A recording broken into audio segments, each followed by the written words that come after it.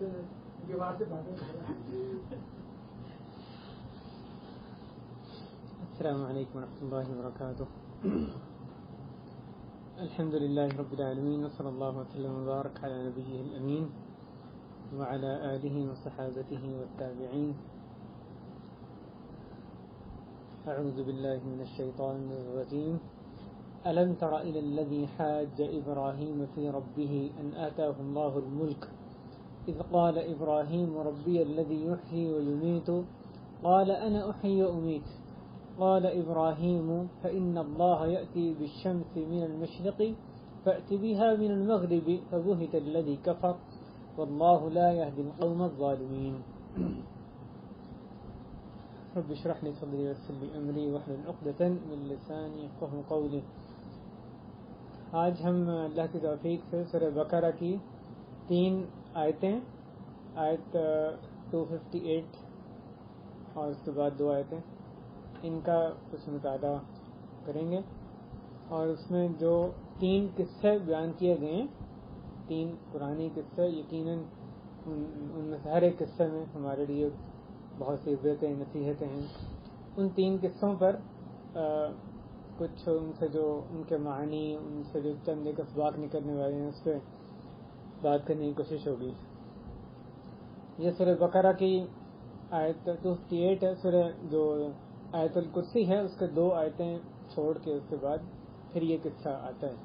اس سے پچھلی آیت میں اللہ تعالیٰ کا فرمان ہے اللہ ولی الذین آمنوا یخرجہم من الظلمات الی النور. اللہ تعالیٰ دوست ہے ان لوگوں کے جو ایمان لے کر آئے.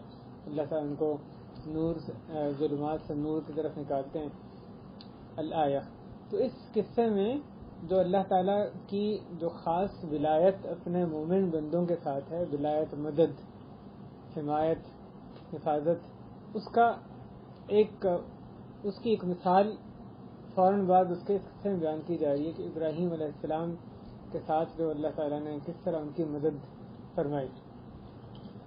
اس قصے میں ابراہیم علیہ السلام کا ایک جو کافر ظالم حکمران نمرود، بعض دفعہ اس کو زال سے، بعض لوگ دال سے بھی کہتے ہیں، تو نمرود یا نمرود اس طرح کہا جاتا ہے. جو بادشاہ تھا اس کے تعلق سے یہ جو اس میں آیا قصہ، یعنی ایک جو حضرت ابراہیم علیہ السلام نے اس کے ساتھ جو مباحثہ کیا، جو مناظرہ کیا، اس کا اس آیت میں پہلے قصے میں ذکر ہے. تو رب کریم کو فرمانے الم ترى، کیا آپ نے دیکھا نہیں، الی الذی حاج ابراہیم فی ربہ، اس شخص کی طرف جس نے ابراہیم علیہ السلام سے ان کے رب کے بارے میں جھگڑا کیا. تو یہ جو نمرود تھا یہ ابراہیم علیہ السلام سے ان کے رب کے بارے میں، اللہ تعالیٰ کے بارے میں جھگڑتا تھا. یعنی اللہ تعالیٰ کے بارے میں جھگڑا کس طرح ہے کہ اللہ کی الوہیت، اللہ تعالیٰ کی ربوبیت، یہ تو ربوبیت کے بارے میں جھگڑا کرتا تھا. بعض لوگ صرف الوہیت میں کرتے ہیں، رب مانتے ہیں لیکن عبادت میں شرک کرتے ہیں، اس میں جھگڑا کرتے ہیں. تو یہ شخص ربوبیت بھی الوہیت بھی دونوں میں جھگڑا کرتا تھا. تو ربوبیت اللہ تعالیٰ کا رب ہونا، اللہ تعالیٰ کا اکیلے مستحق عبادت ہونا، اس میں جھگڑا ابراہیم علیہ السلام سے اس نے کیا. اللہ تعالیٰ کا بحیثیت ہے معبود واحد، رب واحد، انکار وہ کرتا تھا. جیسے اللہ تعالیٰ نے کہا وَهُمْ يُجَادِلُونَ فِي اللَّهِ، اور وہ اللہ کے بارے میں جھگڑا کرتے ہیں. تو اللہ کے بارے میں جو جھگڑا ہے یہ انسان کو سیدھا کفر تک پہنچا دیتا ہے. اللہ کی ذات کے بارے میں، اللہ کے وجود کے بارے میں ایک شخص جھگڑ ہے، اس سے بڑا کفر اور کیا ہو سکتا ہے. اسی طرح فرعون جیسے کہتا تھا کہ ما علمت لکم من الہ غیری، کہ مجھے نہیں پتا تمہارے لیے کوئی اور اپنے علاوہ کسی معبود کا. تو اللہ کے بارے میں جھگڑ ہے، اللہ کے وہ رب نہیں مان رہا، تو کہتا تمہارے لیے صرف میں ہی ہوں، یعنی انا ربکم الاعلی کہتا تھا. اسی طرح یہاں پہ جو نمرود تھا وہ ابراہیم علیہ السلام سے اس نے جھگڑا کیا فی ربی ہی، ان کے رب کے بارے میں. اور جو جھگڑا تھا اس کا یقیناً باطل کے ساتھ جھگڑا تھا. یعنی اس کی وجہ یہ نہیں تھی کہ اس کو سمجھ نہیں آئی تھی، اس کو پتہ نہیں تھا کہ میں اصل میں ان اختیارات کا مالک نہیں ہوں جس کا میں دعوے دار ہوں. اس کو اس میں کوئی اشکال نہیں تھا، لیکن یہ ضد ہٹ درمی کی وجہ سے جھگڑا تھا. اور اس کی وجہ کیا تھی جھگڑے کی؟ ان آتاہ اللہ الملک، کہ اللہ تعالیٰ نے اس کو ملک عطا کی تھی. تو اللہ تعالیٰ جھگڑا کرنے کا ذکر فرما رہے ہیں، ساتھ ہی جو اس کی وجہ بیان کی، اللہ نے اس کو ملک عطا کی تھی. ملک جو کہ اللہ نے عطا کی، خود بندہ اپنے زور بازو پر ملک نہیں حاصل کرتا. جس کو بھی کوئی اقتدار حاصل ہے، بادشاہت کسی بھی درجے کی اس کو حاصل ہے، تو محض اللہ سے عطا کرتا ہے. کسی کو اسٹیٹس، جاہ و سلطان جو ملا ہے دنیا میں، وہ اللہ ہی کا عطا کرتا ہے. تو اللہ نے اس کو ملک عطا کیا، بجائے کہ اس کا شکر ادا کریں تو اس نے اس کی وجہ سے طغیانی پہ آ گیا تھا. اور یہ بسا اوقات یہ بہت مرتبہ انسان کی یہ بدقسمتی ہوتی ہے، اللہ کی جب نعمتیں ان کی فراوانی ہوتی ہے تو اس کی وجہ سے وہ طغیانی پر آ جاتا ہے، بجائے کہ ان کا شکر وہ ادا کرے. سورہ قلم میں اللہ تعالیٰ نے فرمایا وَلَا تُطِعْ كُلَّ حَلَّافٍ مَّهِينٍ، آخر تک جو بری صفات اس شخص کی ذکر کی، اور آخر میں فرمایا ان كان ذا مال وبنين، سارا کچھ کیوں کرتا ہے؟ کیونکہ وہ مال اور اولاد والا تھا. تو اللہ تعالیٰ جس کو کثرت سے مال دیتے ہیں، اولاد دیتے ہیں، دنیا کی نعمتیں دیتے ہیں، تو بہت مرتبہ ان نعمتوں کی وجہ سے وہ طغیانی پر آ جاتا ہے. کلا ان الانسان لیطغی ان رآہ استغنی، جب اپنے آپ کو دیکھ کر بے نیاز ہو گیا، اس کے پاس وسائل آ گئے، طغیانی پر آیا تھا. تو اللہ نے اس کو بادشاہت عطا کی، اس کی وجہ سے طغیانی اس قدر سرکشی پہ آ گیا کہ اللہ کے بارے میں ابراہیم علیہ السلام سے جھگڑنے لگا. کیا کہتا ہے؟ اذ قال ابراہیم، جبکہ ابراہیم علیہ السلام نے کہا ربی الذی یحیی و یمیت، میرا رب وہ ہے جو کہ زندہ کرتا ہے، موت دیتا ہے. زندگی موت اسی کے اختیار میں ہے، وہ اس کا مالک ہے. گویا کہ اس نے یہ پوچھا تمہارا رب کون ہے، تو ابراہیم علیہ السلام اس کو بتا رہے ہیں کہ میرا رب وہ ہے جو کہ زندہ کرتا ہے اور موت دیتا ہے. زندگی حیات صرف اسی کے ہاتھ میں، یکتا اس کا مالک ہے، اور اسی کے حکم سے ہی آتی ہے. وہ مردہ سے زندہ کو نکالتا ہے، کسی مردہ کو زندگی بخشنا بھی اسی کے قبضہ قدرت میں، اور اسی طرح موت دینا یہ بھی اللہ کے اختیار میں ہے، اللہ کے حکم سے ہی آتی ہے.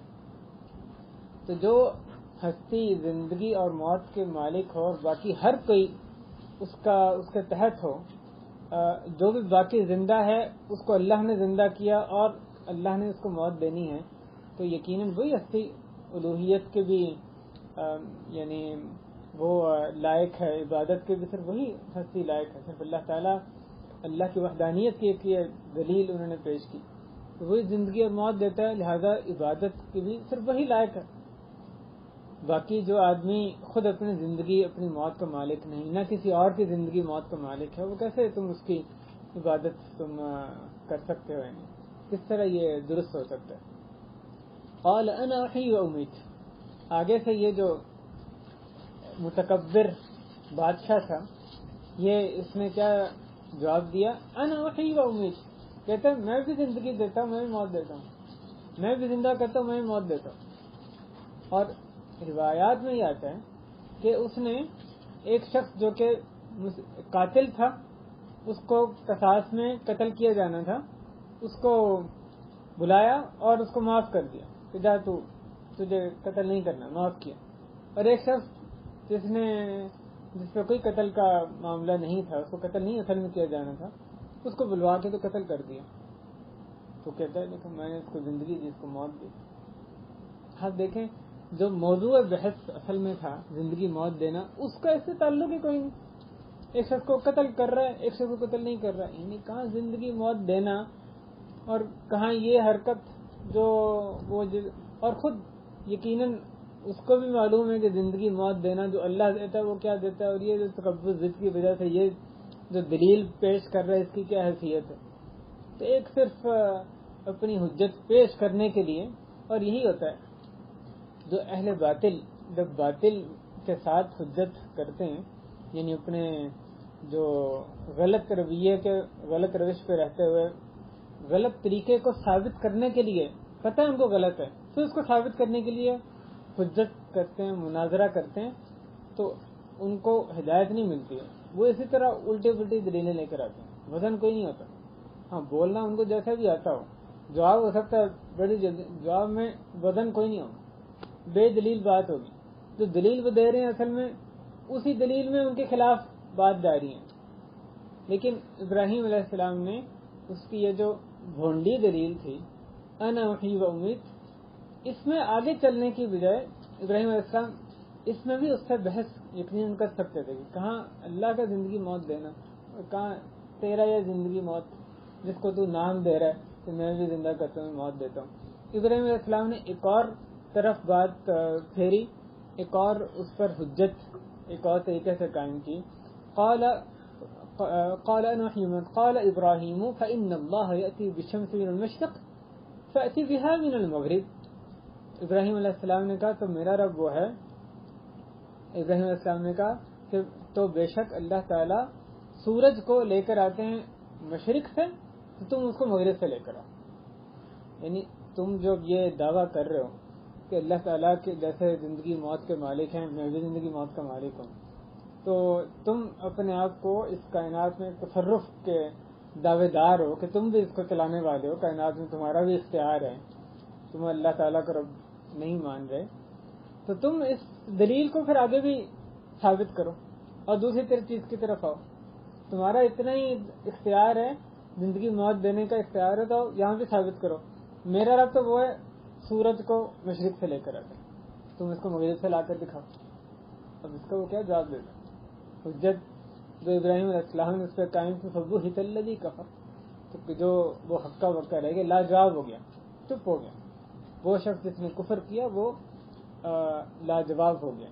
واللہ لا یہدی القوم الظالمین، اللہ تعالیٰ ظالم قوم کو ہدایت نہیں دیا کرتے.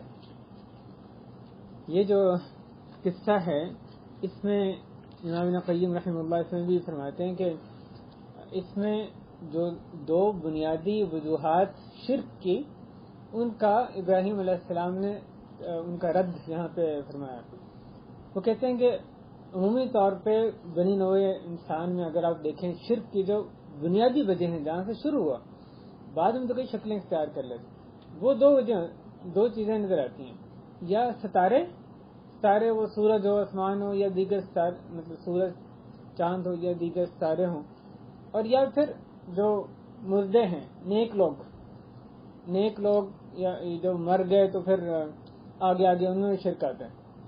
یعنی ستاروں میں کئی قومیں جو ہیں وہ سورج کے، چاند کے، زحل کے، تو مختلف جو پلانٹس ہیں ان کے انہوں نے بت بنائے ہوتے ہیں، ان کی پرستش کرتے ہیں. اور کئی براہ راست سورج کی پرستش کرتے ہیں، کوئی اس کا پھر آگے بت بنا لیتا ہے. تو بت پرستی جو ہے اس کی بنیاد کیا تھی؟ ستاروں کی جو تعظیم ہے.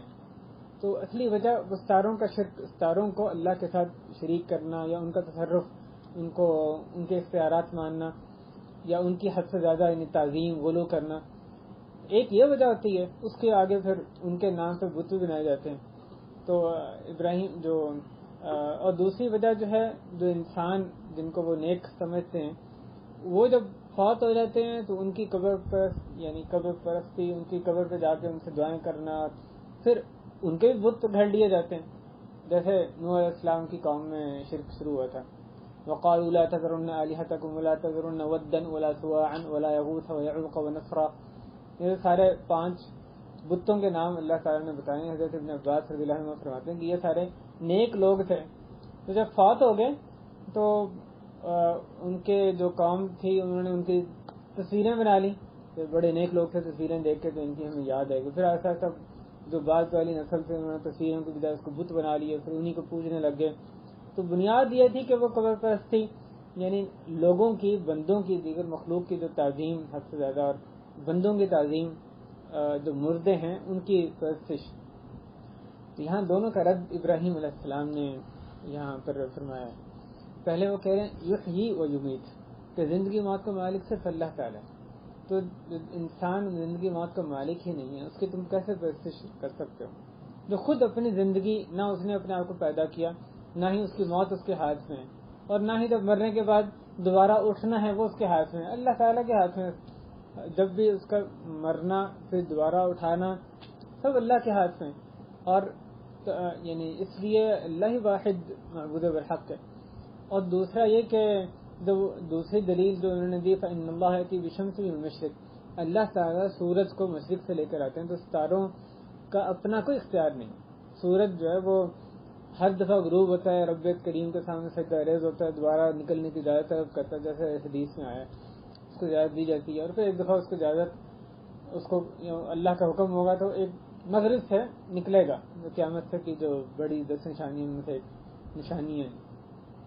تو اللہ کے حکم سے وہ چلتا ہے، اللہ کے حکم سے مشرق، اس کا اپنا کوئی اختیار نہیں۔ تو ایسے جو ستارے ہیں، تمہاری قوم نمرود کی جو قوم تھی ان کی بہت معتقد تھی، ستاروں کی پرستش کرتے تھے، تو وہ ایسے ستارے کیسے عبادت کے لائق ہو سکتے ہیں؟ اس کے بھی ساتھ ہی انہوں نے رد فرمایا۔ تو یہ دو بنیادی وجہیں یعنی انسانوں میں عموماً نظر آتی ہیں شرک کی، جس کے یہاں پر انہوں نے انتہائی اختصار کے ساتھ اس کا جو رد وہ فرما رہے ہیں۔ ان آیات میں ہم دیکھتے ہیں کہ ابراہیم علیہ السلام خلیل الرحمن، انہوں نے اللہ تعالیٰ کی ربوبیت کا اس بات بھی کیا جیسے ذکر ہوا، اور جو غیر اللہ کی ربوبیت ہے اس کا باطل ہونا اس کو بھی ساتھ ساتھ انہوں نے بیان کیا۔ اور یعنی فبہت الذی کفر، جو کافر تھا وہ اس کے جواب میں دوسری دلیل جب انہوں نے دی تو وہ اس کی حجت ختم ہو گئی، وہ چپ ہو گیا۔ بعض اسباق اس آیت میں دیکھتے ہیں۔ پہلی بات یہ کہ حق اور باطل میں جو نزاع ہے، جھگڑا ہے، یہ بہت قدیم ہے، شروع دور سے چلا آ رہا ہے۔ ابراہیم علیہ السلام کو نمرود سے اسی طرح جھگڑا تھا، اور پھر اہل باطل سے مناظرہ کرنے کی اہمیت اس سے کھل کے سامنے آتی۔ ابراہیم علیہ السلام کی زندگی سے یہ سیکھنے کی ضرورت ہے، اور یہ ہر داعی کو آنا چاہیے، سیکھنا چاہیے کس طریقے سے اہل باطل کو مناظرے کے ذریعے دعوت دینی ہے، حجت قائم کرنی ہے۔ جنسا اوقات یہ کہا تھا کہ نہیں ہم اپنے کام سے کام رکھتے ہیں، یہ اس نے آگے بحث میں پڑ جاتا ہے، اس کو کچھ کہیں آگے بحث کرتے ہیں۔ اہل باطل کو چاہے بنیادی چیزوں میں یعنی شرک میں بھی بات کریں، وہ آگے سے اپنی دلیل پیش کرے گا۔ اب یہ ابراہیم علیہ السلام نے توحید کی دعوت دی، وہ آگے سے اپنی حجت پیش کر رہے ہیں، انا احیی و امیت، تو ابراہیم علیہ السلام نے اس کو چھوڑ نہیں دیا۔ تو یہ اہم چیز ہے کہ ایک داعی اس بات کو سیکھے کہ کس طرح سے مناظرہ کرنا ہے، بحث کرنی ہے اہل باطل کے ساتھ۔ مقصد کیا ہے بحث کرنے کا؟ بحث برائے بحث نہیں ہے، یہ دعوت کا ایک اہم وسیلہ ہے، طریقہ ہے، اور حق کو واضح کرنے کا ایک اہم ذریعہ ہے۔ بعض اوقات آپ کو یقین ہوتا ہے کہ یہ شخص جس کا دعویٰ کر رہا ہے، جو غلط کام کر رہا ہے، خود بھی اس کو یقین ہے کہ یہ غلط ہے۔ جیسے نمرود جو دعویٰ کر رہا ہے اس کو پتہ ہے غلط ہے، لیکن اس کے خلاف حجت قائم کرنا، اس کو چپ کرانا، یہ بھی ایک مقصد ہے۔ دوسرے لوگوں کے سامنے اس کا باطل ہونا واضح کر دینا، یہ دعویٰ یہ کر رہا ہے، حقیقت یہ ہے، دیکھو اس کا اب میری بات کا اس کے پاس کوئی جواب نہیں۔ تو یہ بھی ایک یعنی اہم ضرورت ہے دعوت کی، اس کے خلاف حجت قائم کی جائے، اس کو چپ کرایا جائے۔ جن حجتوں کے ذریعے وہ لوگوں کو بہکاتے ہیں اہل باطل، ان کا جواب دیا جائے۔ اب وہ بندہ نہ بھی مانے، لوگوں کو پتہ لگ جائے، دوسروں کو، کہ بات اصل میں جو داعی ہے اس کی صحیح ہے، اللہ والے کی صحیح ہے، دوسرے کی بات غلط ہے۔ تو اس کو سیکھنا چاہیے کیسے مناظرہ کیسے کیا جاتا ہے، کیسے بات شروع کرنی ہے، کیسے اگلے کو جواب دینا ہے۔ اور اس کے لیے ابراہیم علیہ السلام کو اللہ تعالیٰ نے عجیب ملکہ عطا کیا تھا، عجیب یعنی صلاحیت ان کو عطا کی تھی۔ ان کا جو مناظرہ کرنے کے طریقے ہیں وہ واقعی علماء نے اس پہ بڑی تفصیل کے ساتھ لکھا ہے۔ بعض دیگر مناظروں کا بھی قرآن میں ذکر ہے، وَإِذْ قَالَ إِبْرَاهِيمُ لِأَبِيهِ آزَرَ أَتَتَّخِذُ أَصْنَامًا آلِهَةً، جو آگے ستارہ پھر وہ چھپ گیا، اور جو بہرحال وہاں پہ بھی دیگر یعنی سورہ نحل میں بھی اس کا تذکرہ آیا۔ تو ابراہیم علیہ السلام کا مناظرے میں جو علم تھا، کس طرح حجت قائم کرنی ہے، وہ ایک اہم ان کی زندگی کا پہلو ہے، جب داعی کو اس سے سیکھنا چاہیے۔ یہ اہم چیز ہے، وسیلہ ہے دعوت کا۔ یہ طریقہ نہ رکھیں کہ ہم نے پیچھے رہنا ہے، کوئی بحث کرتا ہے اس لیے سے بات نہیں کرنی، کیونکہ بحث، یا اس نے ایک اس نے سوال پوچھا اگلے نے تو آپ کہیں لیکن پھر بحث میں آگے میں تو پیچھے ہو رہا نہیں، کوشش کریں۔ یہ بھی ایک سبق یہاں سے نکلتا ہے، مناظرے کو آخر تک پہنچائیں، منطقی انجام تک، کیونکہ مقصد کیا ہے مناظرے کا؟ آپ نے اس کو دعوت دی, اس نے آگے سے کاؤنٹر ایک آرگومنٹ کیا, غلط آرگومنٹ کیا. اب آپ اس کو چھوڑ دیں, تو میں نے اس کو بتا دیا جو آگے سے آرگومنٹ کر رہے ہیں, تو مقصد کیا ہوا آپ کو مناظرے کا؟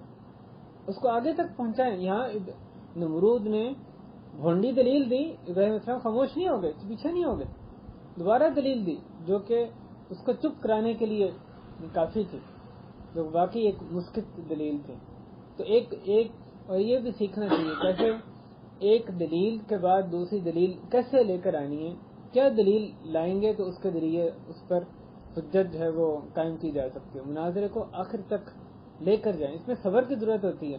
اللہ کے لیے کام کرنا ہے, مقصد میرا اپنی ذات کو بڑا منوانا نہیں ہے, مقصد یہ کہ حق کو ہمیں ثابت کرنا ہے. مناظرے کا مقصد یہ ہے, اس سے بحث کرنے کا یہ مقصد ہے.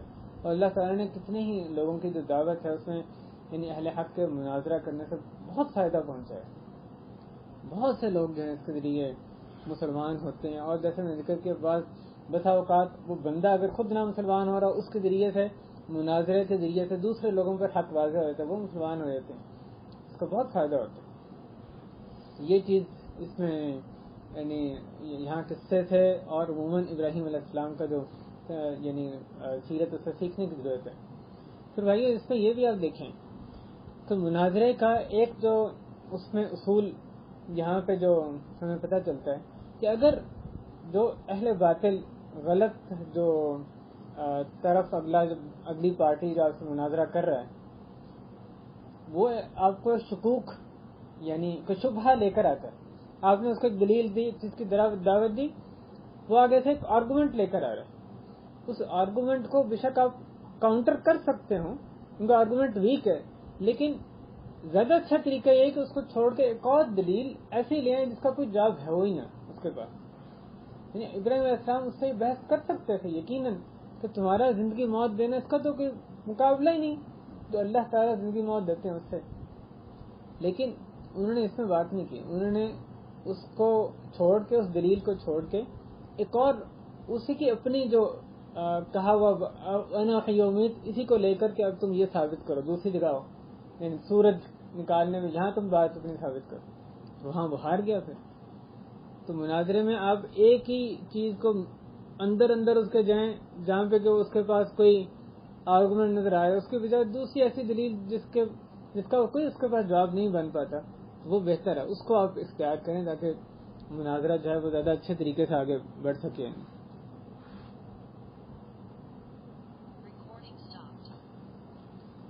اس میں جو مناظرے میں جو اس کا تکبر تھا وہ واضح ہے, اور اس میں یہ بات بھی ہمیں جیسے پہلے ذکر کیا کہ جو اہل باطل جو مناظرہ کرتے ہیں دیکھنے میں جیسے بھی وہ یعنی ان کی صلاحیت بات کرنے کی جو بھی ہو, لیکن ان کی جو دلیلیں انتہائی کمزور ہوتی ہیں.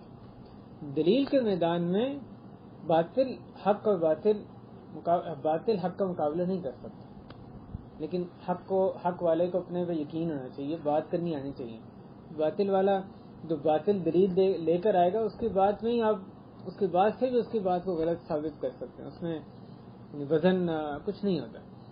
پھر اس میں ایک مفسرین نے بھی لکھا کہ اس طرح کی مناظرہ کرتے وقت ایک ایسی بات لے کر آنا جس کی دوسری توقع بھی نہیں کر رہا, وہ ایک خاص نہج پہ سوچ رہا ہے کہ اس کا تو میں یہ جواب دے دیا چلو, لیکن آپ اس کو ایک اور دلیل بالکل اور لے کر جس کی توقع بھی نہیں کرتا تاکہ اس پر حجت جو ہے وہ یعنی قائم کی جا سکے.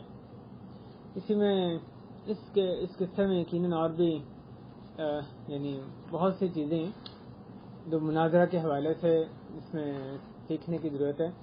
اب ہم اگلے قصے کی طرف چلتے ہیں. ابراہیم علیہ السلام کا قصہ پہلی آیت میں, دوسرا قصہ جو آیت 259 ہے اس میں ذکر کیا گیا.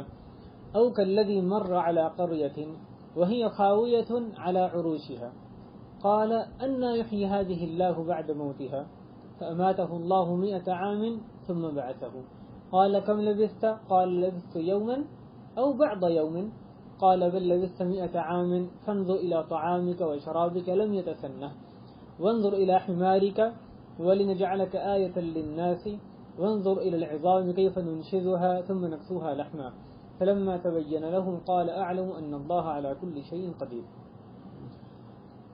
اللہ تعالیٰ نے دوسرا قصہ اس آیت میں جو بیان کیا کہ یا اس کی طرح جو کہ ایک بستی پر سے گزرا اور وہ بستی جو تھی وہ اپنی دیواریں اور اس کی چھتیں ساری گری ہوئی تھی، وہ بے آباد خراب ویران تو بستی تھی.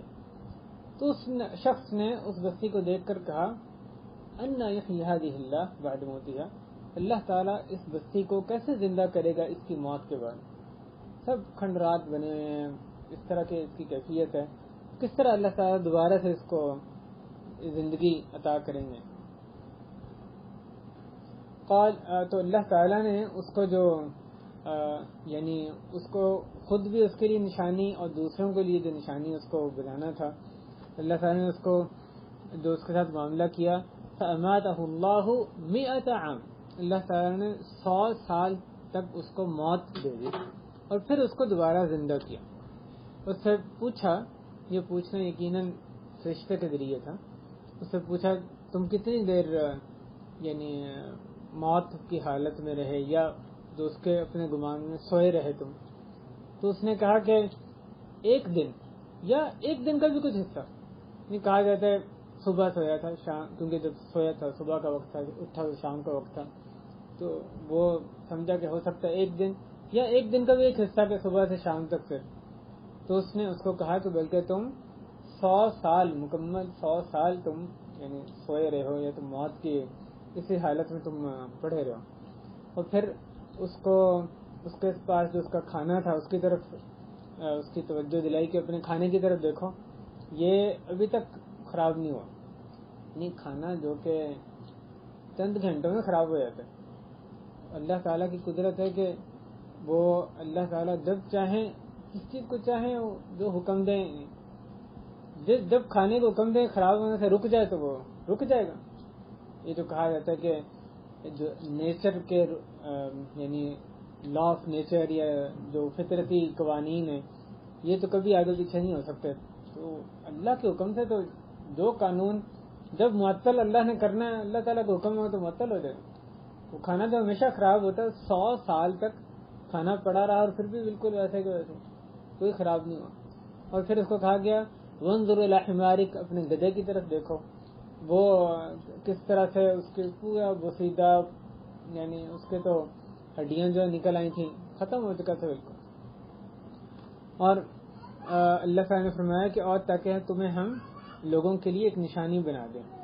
اور پھر اس کو کہا کہ تم ہڈیوں کی طرف دیکھو کس طرح ہم اس کو چڑھاتے ہیں. کیف ننشزها یعنی ہم اس کو ایک دوسرے پہ چڑھاتے ہیں، جوڑتے ہیں. تو جو ہڈیاں تھیں کہا جاتا ہے وہ گدھے ہی کی ہڈیوں کے ذکر ہو رہا ہے یا کسی اور چیز کا دیگر اقوال بھی ہیں. تو وہ اس بندے کے سامنے جو ہے وہ ہڈیاں جو ہیں وہ اس طرح سے جڑیں تو مکمل جو ہے وہ جان اس میں آ گئی. ثم نکسوها لحما، پھر اس پہ ہم گوشت چڑھاتے ہیں. فلما تبین له، پھر جب اس پر یہ واضح ہو گیا تو اس نے کہا کہ میں جانتا ہوں یا میں جان گیا کہ یقیناً اللہ تعالیٰ ہر چیز پر خوب قدرت رکھنے والے ہیں. بھائیوں، پہلی جب بات یہ ہے کہ یہ قصہ کس سے متعلق ہے. مشہور یہ ہے جیسے امام ابن کثیر رحمہ اللہ نے لکھا کہ یہ جو حضرت عزیر علیہ السلام سے ان کے متعلق ہے، لیکن اس میں کوئی صحیح روایت نہیں آتی. انہوں نے بھی لکھا کہ یہ بات مشہور ہے. تو امام ابن جریر لکھتے ہیں کہ ممکن ہے وہ ہوں، ممکن ہے کوئی اور. ہمیں اس بات کا کوئی قطعی علم کہیں سے نہیں ہے، کوئی صحیح روایت ہمیں اس سے نہیں ملتی کہ اللہ تعالیٰ نے قصے میں کیا کس کا ذکر کیا. اور قصوں میں ایسے بہت سی چیزیں آپ کو ملتی ہیں، ایسی تفصیلات سے اعراض کیا جاتا ہے جن کا کہ سبق حاصل کرنے میں ان کا کوئی دخل نہیں ہوتا، عمل دخل نہیں ہوتا. تو ان تفصیلات کا ذکر نہیں کیا جاتا. یعنی کس کا قصہ ہے اس سے مزید کوئی سبق نہیں ملتا. جس چیز سے سبق ملنا تھا وہ ذکر کر دی گئی. تو یہ اس میں ہمیں یعنی ان آیات میں یا احادیث میں کہیں نہیں ملتا کس کا قصہ ہے. تو لیکن مشہور یہ ہے کہ عزیر علیہ السلام کے تھے. اب انہوں نے عزیر علیہ السلام وہ اللہ کے نبی تھے یا ولی تھے، اس میں دونوں اقوال ہیں. یعنی کیا ان کی نبوت جو ہے وہ اس کا بھی کہیں قطعی ثبوت ہمیں نہیں ملتا. بعض نے ان کو نبی کہا ہے، بعض نے نیک بندہ اللہ کا ولی ان کو کہا ہے. اور اس قصے سے ایک جو انبیاء کا اب یہ جو سارا ان کے سامنے کیا گیا ایک معجزہ تھا یا دربلی تھا، یہ کرامت تھی، کرامات الاولیاء میں تو اس کا شمار ہوگا. تو یہ تو قصہ کا یعنی قصے متعلق ہے، اس کے بارے میں بات ہے. اور بعض علماء نے تو اس قصے کو اس طرح سے لیے کہ یہ کسی کافر بندے کا قصہ ہے.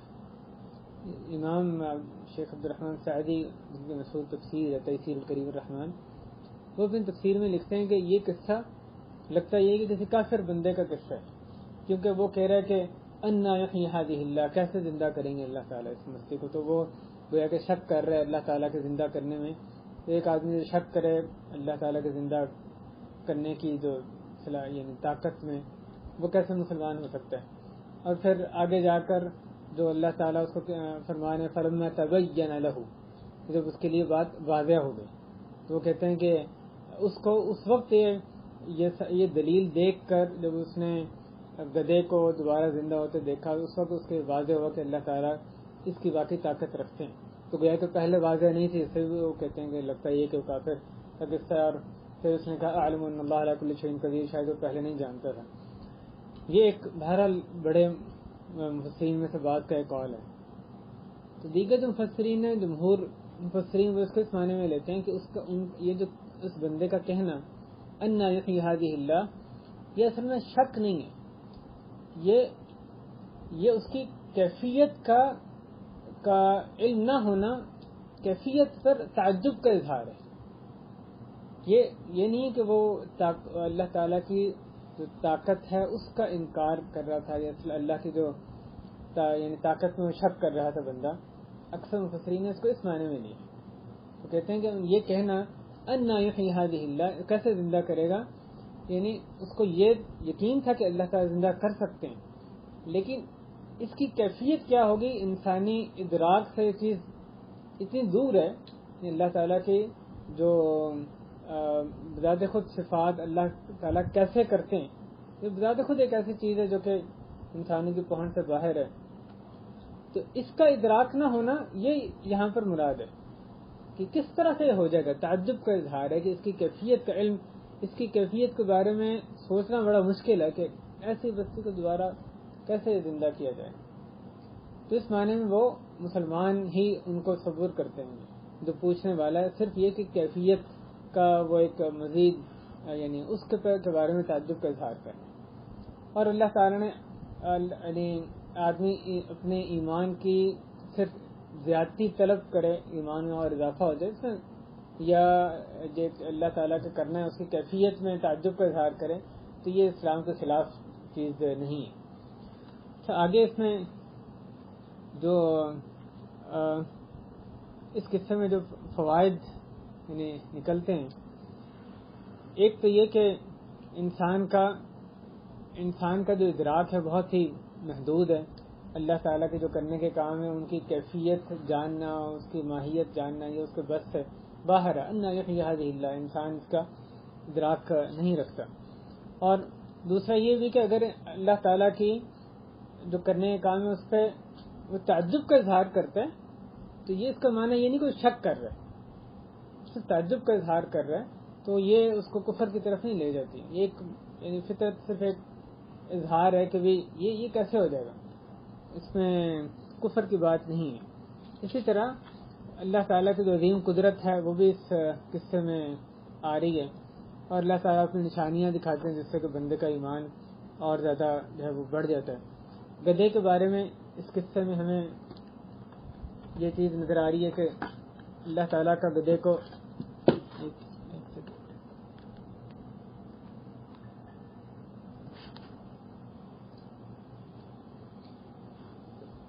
جو گدھا ہے اس کو رکھنا، اس کو استعمال کرنا، اس پہ سواری کرنا، اس کے جواز کا بیان اس آیت سے بھی نکلتا ہے.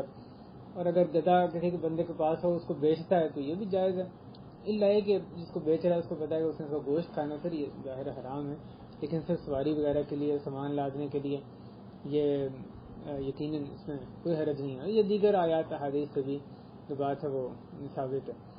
اور پھر اس میں جو اللہ تعالیٰ کی بے شمار نشانیاں ان پہ غور کرنے کی دعوت بھی ہے. انظر الی حمارک انظر الی العظام، اس کو دیکھو اس کو دیکھو. ایک مسلمان ان چیزوں سے عبرت حاصل کرتا ہے. سفر میں زاد راہ ساتھ لے جانا اس کا بھی اس آیت میں تذکرہ ہے. جو کھانا تھا وہ کیا چیز تھی؟ سفر میں جا رہا تھا تو اس آدمی کے ساتھ وہ زاد راہ تھا جو اس کے اپنے ساتھ لے کر جا رہا تھا. اور اللہ تعالیٰ کا جو پہلوں کے قصے ذکر کرنا، اس میں جو ہمارے لیے بہت سی نشانیاں رکھی ہیں، اس کا یقیناً اس قصے میں جو ہے وہ یعنی تذکر آ رہا ہے. اللہ تعالیٰ چاہیں جس چیز کی چاہیں حفاظت کریں. وہ بندہ 100 سال تک مرا رہے پھر زندہ کر دیا. ممکن ہے اس کے جو پوتے ہیں وہ بھی اس سے بڑی ایج کے اس وقت ہو گئے، اس سے آگے نکل گئے، اور اس کا گدھا وہ بوسیدہ ہو گیا، اس کا کھانا جو ہے بالکل ٹھیک رہا. اللہ کے کرنے کے کام ہے، جو اللہ چاہیں وہ کر سکتے ہیں. اللہ تعالیٰ نے 5 قصے سورہ بقرہ میں ذکر کیے ہیں جو کہ مردوں کو زندہ کرنے کے. اس میں سے ایک قصہ جو ہے وہ یہ بھی ہے. اس قصے پہ ہم اسی پر ہی اکتفا کرتے ہیں. تیسرے قصے کی طرف آتے ہیں جو ابراہیم علیہ السلام ہی کا دوبارہ قصہ ہے اور ہمارا آج کا تیسرا اور آخری قصہ ہے. وَإِذْ قَالَ إِبْرَاهِيمُ رَبِّ أَرِنِي كَيْفَ تُحْيِي الْمَوْتَى. تو جب ابراہیم علیہ السلام نے کہا کہ اے میرے رب مجھے آپ دکھائیں آپ کس طرح مردوں کو زندہ کرتے ہیں. كَيْفَ تُحْيِي الْمَوْتَى قَالَ أَوَلَمْ تُؤْمِنْ. تو اللہ تعالیٰ نے کہا کیا تم ایمان نہیں لاتے؟ قَالَ بَلَى. انہوں نے کہا کیوں نہیں. ابراہیم علیہ السلام اس کے بارے میں تو سوچا ہی نہیں جا سکتا کہ ان کو کسی قسم کا بھی شک تھا، لیکن وہ مزید یقین کرنے کے لیے یعنی یہ سوال اللہ تعالیٰ سے کر رہے تھے. مفسرین اس کو اس طرح سے بیان کرتے ہیں کہ جو آدمی کا علم ہے اس کے 3 درجے ہوتے ہیں. ایک درجہ علم الیقین، اس کو یقین ہے، علم الیقین، اس کو یقین ہے لیکن علم کے حد تک. پھر جب اس چیز کو دیکھ لیتا ہے تو وہ پھر عین الیقین ہو جاتا ہے. پھر جب وہ خود پھر اس سے اگلا جو آخری درجہ ہے وہ حق الیقین. اللہ تعالیٰ نے کہا کلا لو تعلمون علم الیقین سورۃ تکاثر میں کہ ہرگز نہیں اگر تم جان لو علم الیقین. ہمیں اللہ تعالیٰ نے بتایا کہ جنت دوزخ ہے، جنت ہے، ہمیں اس پہ یقین ہے. ایک مسلمان اس پہ یقین رکھتا ہے. علم الیقین اس کو ہے، اس چیز پر کہ اللہ نے جنت تیار کی، جو بھی غیبی چیزیں ہیں ہمیں اس پہ علم الیقین. اور جب آگے آدمی جنت کا مشاہدہ کر لے گا، جب قیامت کے دن جنت اس کے سامنے اس کے قریب لائی جائے گی اور جنت کو دیکھ لے گا، اب اس نے اپنی آنکھ سے دیکھ لیا اس چیز کو، تو اس کو کہیں گے عین الیقین. جیسے اللہ تعالیٰ نے کہا لترون الجحیم ثم لترونها عین الیقین، کہ تم یقیناً ضرور جہنم کو دیکھو گے، پھر تم اس کو ضرور دیکھو گے عین الیقین. ابھی تو تمہیں جہنم کے بارے میں دنیا میں علم الیقین، مومن اس سے علم الیقین کرتا ہے، بعد میں تم ضرور اس کو دیکھو گے، اس وقت تمہارا علم اس پر کیسا ہوگا؟ عین الیقین، اپنی آنکھ سے دیکھ رہے ہوگے. تو وہ جہنم ہے، جنت ہے، یا جو بھی غیبی چیز ہے، وہ اس کو جب آدمی اس کا مشاہدہ کر لے سامنے تو پھر عین الیقین ہے. اور پھر جب مثلا جنت میں چلا جائے گا اور اس کے پھل کھائے گا، پانی پیے گا، اب یہ تیسرا درجہ جس کو کہ حق الیقین کہا جاتا ہے. جیسے جس کا ذکر میں نے دیگر مقامات پہ اللہ تعالیٰ نے کہا حق الیقین فسبح باسم ربک العظیم، پھر واقعہ کے آخر میں یہ آتا ہے. تو یہ جو اللہ تعالیٰ نے 3 جو درجے بتائے ہیں، تو اصل میں ابراہیم علیہ السلام علم الیقین کی یقین ان کو تھا، تو وہ چاہتے تھے کہ ان کو علم الیقین سے آگے جو عین الیقین یعنی آنکھوں سے مشاہدہ کے ذریعے جو یقین ہوتا ہے وہ آ جائے. حدیث میں آتا ہے لیس الخبر کالمعاینہ، جو خبر ہے سنی ہوئی بات آدمی کو اس پہ جتنا بھی یقین ہو وہ اس جیسی نہیں ہوتی جس کا کہ مشاہدہ کیا جاتا ہے، خود آدمی جس چیز کو آنکھوں سے دیکھ لیتا. تو یہ مقصد تھا ابراہیم علیہ السلام کا کہ ارنی کیف تحیی الموتى، میرے رب مجھے دکھائیں کس طرح آپ مردوں کو زندہ کرتے ہیں. اللہ تعالیٰ نے پوچھا اولم تؤمن قال بلا، انہوں نے کہا کیوں نہیں، میں یعنی ایمان لاتا ہوں، مجھے یقین ہے، شک کوئی نہیں ہے کہ اللہ تعالیٰ جو ہے مردوں کو زندہ کرنے کی طاقت رکھتے ہیں. ولیکن لیطمئن قلبی، لیکن میں کیوں سوال کر رہا ہوں؟ تاکہ میرا دل مطمئن ہو جائے۔ تو انبیاء حالانکہ ایمان کے اعلیٰ ترین درجوں میں تھے، لیکن کوشش ان کی ہوتی تھی کہ ایسے وسائل اختیار کیے جس سے ایمان اور سے اور بڑھتا جائے، ان کا کامل ایمان کے باوجود اور مزید ایمان ان کو حاصل ہو جائے، ایمان کے اگلے درجے پہ پہنچ جائیں۔ کہتے ہیں لیطمئن قلبی، تاکہ میرے دل کو اطمینان ہو جائے۔ قال فخذ أربعة من الطير فصرهن إليك ثم اجعل على كل جبل منهن جزءا ثم ادعهن يأتينك سعيا واعلم ان الله عزيز حكيم۔ اللہ تعالیٰ نے جو ان کو ہدایت کی، ان کو جو مردوں کو زندہ کرنے کا اللہ تعالیٰ نے عین الیقین کروانا تھا، مشاہدہ کروانا تھا، اس کا کیسے انتظام کیا گیا؟ اللہ تعالیٰ نے کہا 4 پرندے تم لو، ان کو اپنے طرف کر لو، اپنے پاس لاؤ، اور پھر جو بات یہاں پر محذوف ہے، جو سمجھ آ رہی ہے کہ ان کو ذبح کر کے، ان کے ٹکڑے کر کے، ان ٹکڑوں کا آپس میں مکس کر دو، خلط ملط کر دو، ایک کی چونچ کہیں ہے، ایک کے پر کہیں ہے، ان سب کو اکٹھا کر دو، اور پھر وہ جو پورا ایک مجموعہ بن جائے گا، اس میں سے ایک حصہ ایک پہاڑ پہ، دوسرا حصہ دوسرے پہاڑ پہ، اس طرح سے جو دور دور پہاڑ ہیں ان پر اس میں سے ایک ایک حصہ رکھ دو۔ ثم جعل على كل جبل منهن جزءا، ہر پہاڑ پہ ان کا ایک حصہ تم رکھ دو، یعنی اس کے بعد کہ ان کو ذبح کرو، ان کو خلط ملط کر کے، اب یہ جو خلط ملط ہو گئے ہیں پرندوں کے حصے، ان کا ایک ایک حصہ، ایک اس مجموعے سے ایک حصہ ایک پہاڑ پہ، ایک حصہ دوسرے پہاڑ پہ رکھ دو۔ یہ کون سے پہاڑ تھے، کتنے پہاڑ تھے، یہ بھی ہمیں علم نہیں، 4 پہاڑ تھے یا زیادہ یا کم تھے، اللہ جانے۔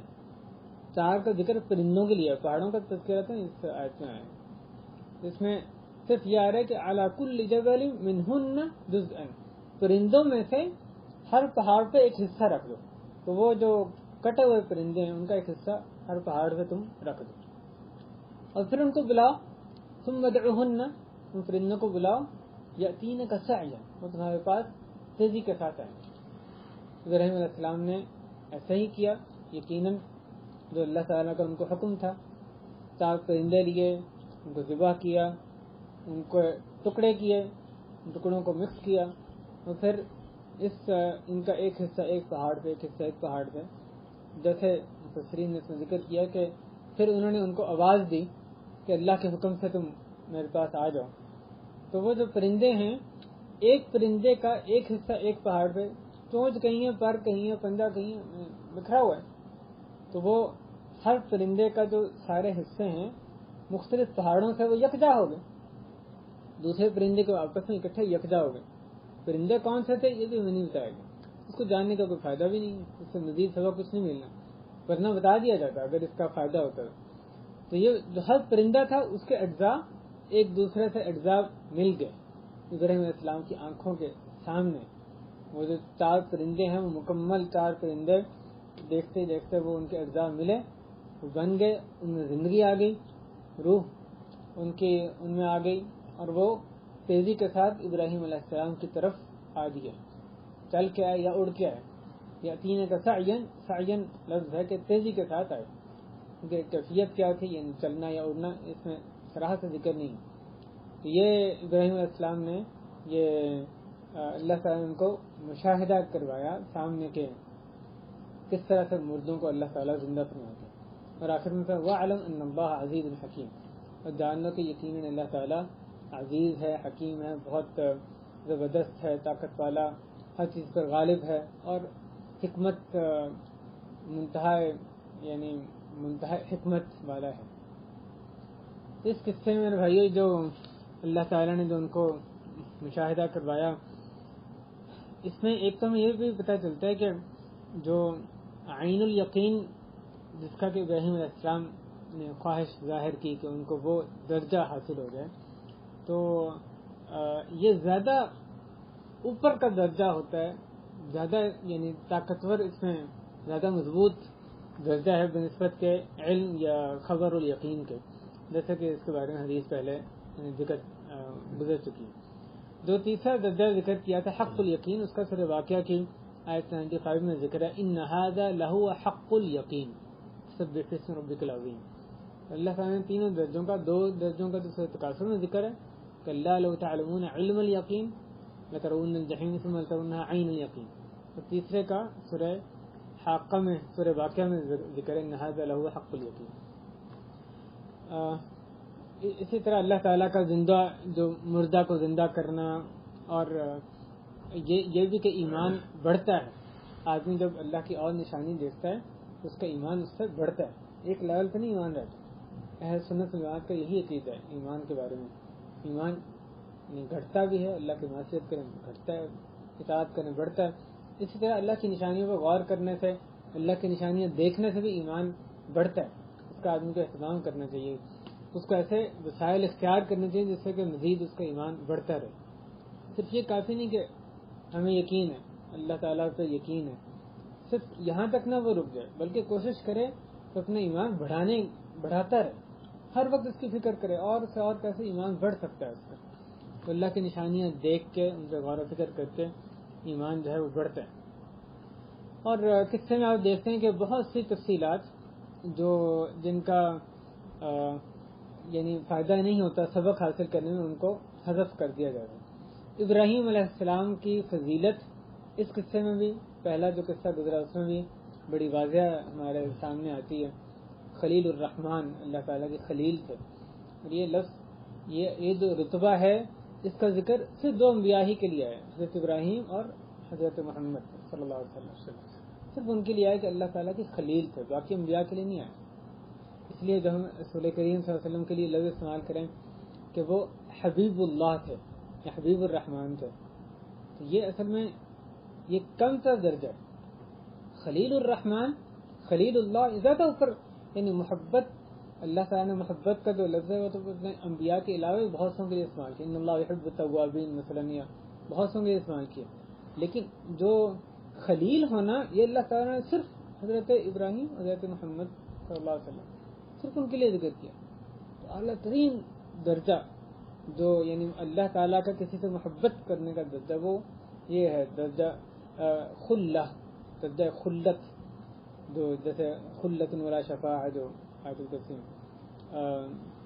سے اگلی آیت میں، یہ جو آیت تھا، یہ جو یعنی درجہ ہے خلیل الرحمن، یہ ابراہیم علیہ السلام کو یہ درجہ جو ہے وہ حاصل تھا. تو ان کی فضیلت یہاں دیکھیں، اللہ تعالیٰ نے، اللہ کا ان پر جو فضل ہے کہ ان کا ایمان بڑھانے کے لیے اللہ تعالیٰ نے کیسے انتظام کیا کہ مردہ جو ہے ان کی آنکھوں کے سامنے وہ زندہ کر کے ان پرندوں کو دکھایا ہے.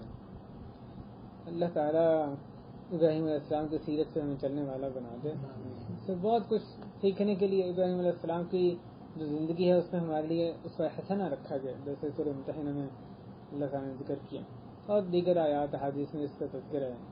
ابراہیم علیہ السلام رأس الموحدین اور ابو الانبیاء، ہم ان سے یقیناً بہت محبت کرتے ہیں، ان کے طریقے پہ چلنے کی کوشش کرتے ہیں. اسی پر اتفاق کرتے ہیں. یہ 3 قصے تھے سورہ بقرہ کی، یہ 3 آیات میں جو ایک حقیقت سے کوشش کی ہے بعض فوائد اس میں یہاں رکھنے کی. ان کو دوبارہ جا کے پڑھیں، اس میں جو اسباق رکھیں ان کو ازبر کرنے کی کوشش کریں، آگے بھی بتائیں. قرآن مجید میں جو بھی ایسے قصے ہیں یقیناً وہ ہماری عبرت نصیحت کے لیے ذکر کیے جاتے ہیں.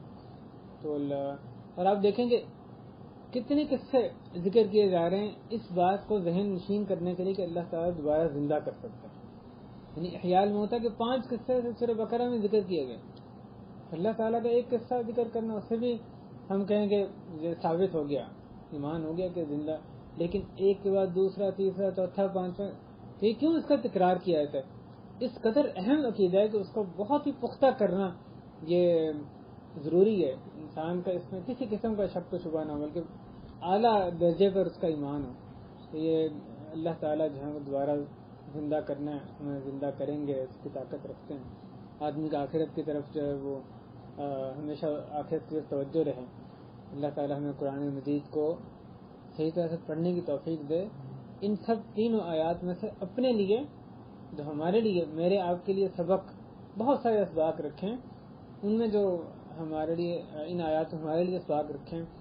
اللہ تعالیٰ ہمیں وہ ہمارا ذہن نشین فرما دے، ان پہ عمل پیرا ہونے کی توفیق عطا فرما دے، ہمارا ایمان مضبوط فرما دے۔ اے اللہ اس مجلس کو مبارک بنا، ہمارا بیٹھنا یہاں قبول فرما۔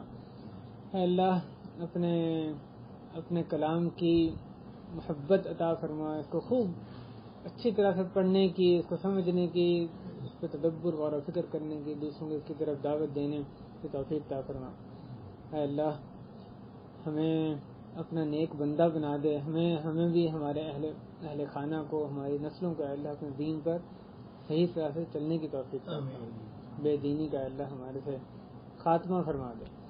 آگے محرم کا مہینہ آ رہا ہے، آخری یاد دہانی ہے کہ اس میں جو روزے رکھنا ہے وہ ایک خاص عبادت ہے۔ پورے محرم کے مہینے میں روزے رکھنے کی خاص فضیلت آئی ہے۔ صحیح مسلم میں حدیث ہے کہ رمضان کے بعد بہترین روزے وہ رمضان اللہ کے مہینے محرم کے روزے ہیں۔ جس قدر بھی ہو سکے محرم کے روزوں کا اہتمام کرنا چاہیے۔ 9-10 کا روزہ تو خاص طور پہ، عاشوراء کا روزہ اس کے ساتھ تاسوعا ملانا، لیکن اس کے علاوہ بھی باقی مہینے کے جو روزے ہیں جس قدر بھی ہو سکے وہ اہتمام کرنا چاہیے، ان کی فضیلت دوسرے مہینوں سے نفلی روزوں میں بڑھ کے۔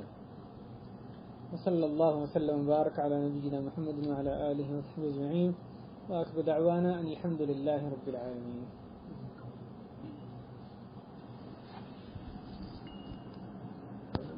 مناظرہ جو ہے اس کے لیے